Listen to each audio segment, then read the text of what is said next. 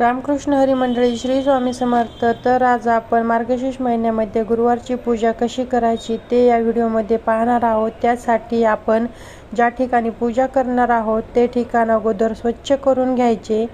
त्या ठिकाणी गोमूत्र व गंगाजल शिंपडून घ्यायचे. त्यानंतर स्वस्तिक काढायचे, स्वस्तिकची पूजा करून घ्यायची. तुम्ही व्हिडिओमध्ये पाहू शकता त्याप्रमाणे. त्यानंतर त्यावरती चौरंग किंवा पाट ठेवायचा. त्यावरती लाल स्वच्छ कपडा अंथरून घ्यायचा. त्यानंतर पाटाच्या भोवती देखील रांगोळी काढून घ्यायची. त्यानंतर दीप प्रज्वलन करून घ्यायचं. दिवाच्या देखील पूजा करून घ्यायची. त्यानंतर आपण कोणते शुभ कार्य करताना अगोदर गणपतीची पूजा करतो, त्यामुळे गणेशाची मूर्ती स्थापन करून त्याची पूजा करायची.